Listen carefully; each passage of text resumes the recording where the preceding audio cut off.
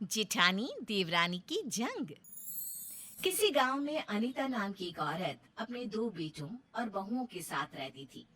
अनीता की छोटी बहू शोभा घर के कामों के साथ साथ दुनियादारी में भी बहुत निपुण थी, जबकि दूसरी तरफ उसकी बड़ी बहू चांदनी बहुत ही ज्यादा घमंडी और स्वार्थी थी।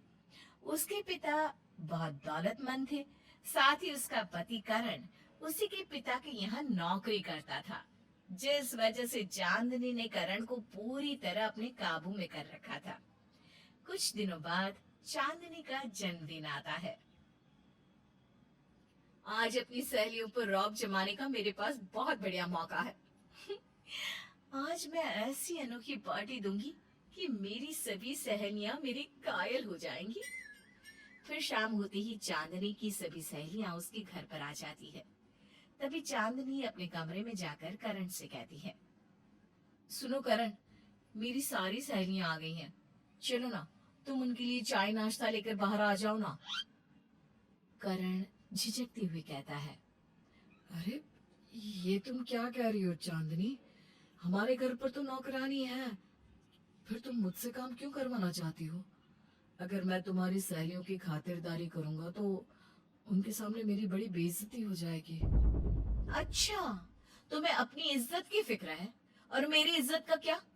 मैंने अपनी सभी सहेलियों से कहा है कि मेरा पति मेरा गुलाम है और हमेशा मेरे काबू में रहता है। अगर आज तुमने मेरी बात नहीं मानी तो ठीक नहीं होगा। मैं तुम्हें 2 मिनट का समय देती हूँ, जल्दी जाओ, वरना मैं डैडी को फोन करके उनसे तुम्हारी शिकायत कर दूंगी। और तुम्हें मेरे डैडी का गुस्सा तो अच्छी तरह से पता है ना? मरता क्या ना करता। करण के सामने कोई रास्ता नहीं था। बेचारा फौरन चांदनी की सहेलियों की खातिरदारी में लग जाता है। ये देखकर चांदनी की सभी सहेलियां उसकी तारीफ करने लगती है। वाह, क्या बात है चांदनी, तेरा पति तो किसी रॉबर्ट की तरह तेरी बातें मानता है। सच में मान गए तुझे। जितनी तारीफ तेरी की जाए उतनी कम है। हाँ चांदनी, तू तो बहुत होशियार है। जरा हमें भी तो अपना हुनर सिखा, ताकि हम सब भी अपने पतियों को इसी तरह काबू में कर सके। अरे, इसमें सीखने सिखाने वाली क्या बात है? ये तो अपना अपना टैलेंट है। तभी चांदनी जानबूझकर शरबत का ग्लास अपने पैरों के पास गिरा देती है। ओ नहीं, मेरे सैंडल पर शरबत गिर गया। मेरी सैंडल खराब हो जाएगी। सुनो करण, जल्दी से यहाँ पोछा लगाओ और मेरी सैंडल को साफ करो। करण का मन तो कर रहा था कि चांदनी का गला दबा दे, लेकिन बेचारा मजबूर था।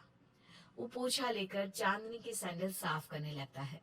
ये देखकर चांदनी बहुत खुश होती है, लेकिन दूसरी तरफ चांदनी की इस हरकत पर चांदनी की देवरानी शोभा गुस्से से आग बबूला हो जाती है।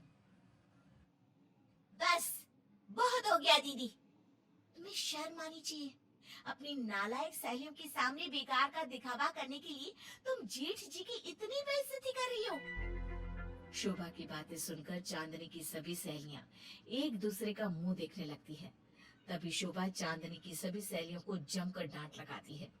शोभा का गुस्सा देखकर उसकी सभी सहेलियां घबराकर वहां से भाग निकलती है। इस बात पर चांदनी गुस्से से दिल मिला जाती है और शोभा को भला बुरा कहते हुए अपने कमरे में चली जाती है।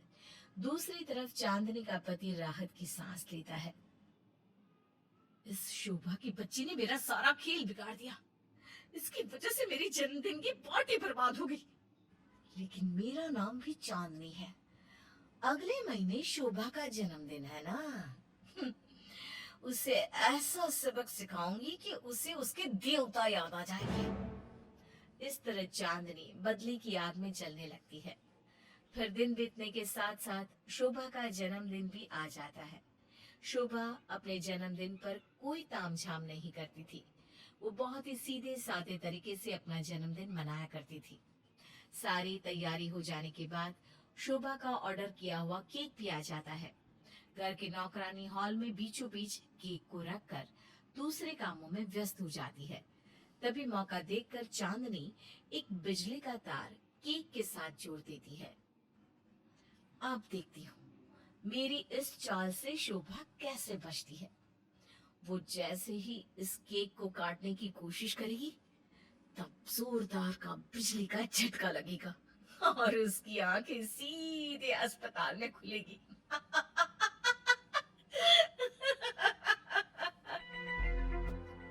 थोड़ी देर के बाद शोभा के बुलाए हुए मेहमान घर पर आ जाते हैं।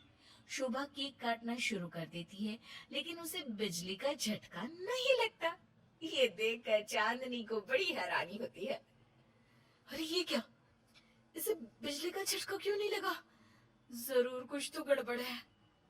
चांदनी बिजली के बोर्ड पर लगे तार को हिलाना डुलाना शुरू कर देती है, लेकिन तभी अचानक उसे जोरदार बिजली का झटका लगता है और वो धड़ाम से नीचे गिर जाती है। हाय, मर गई रे मर गई, मेरी कमर टूट गई। चांदनी को रोते चिल्लाते देख सभी लोग वहां इकट्ठा हो जाते हैं। अरे ये क्या बहू, अचानक तेरी ये हालत कैसे हो गई? लगता है मेम साहब ने इस बिजली के तार को पकड़ लिया था। लेकिन तभी सभी की नजर उस बिजली के तार पर पड़ती है, जिसका दूसरा सिरा केक के टेबल के पास दिखाई दे रहा था। ये सब क्या है? केक के पास बिजली का तार क्या कर रहा है? मैं समझ गई मम्मी जी। दीदी मुझे बिजली का झटका देकर मारना चाहती थी, लेकिन कहते हैं ना, जो दूसरों के लिए गड्ढा खोदता है, एक दिन वो उसी गड्ढे में खुद गिर जाता है। हाँ बहू, तूने बिल्कुल सही कहा। मैं इस चांदनी को समझा समझा कर थक गई हूँ, लेकिन ये अपनी हरकतों से बाज नहीं आती।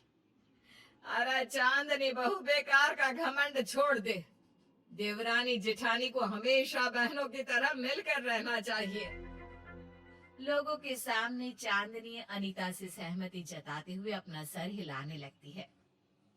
चलो अच्छा हुआ, चांदनी मेम साहब को उनके किए का सबक मिल गया। अब ये दोबारा कभी इस तरह की गलती नहीं करेंगी। दूसरी तरफ अपने कमरे में पहुंचती ही चांदनी का बर्ताव पूरी तरह बदल जाता है। उस बुढ़िया को क्या लगा कि मामूली सा बिजली का झटका खाने से मैं अपना स्वभाव बदल दूंगी? अरे देवरानी और जेठानी सिक्के के दो पहलू की तरह हैं, जो आपस में कभी नहीं मिल सकती।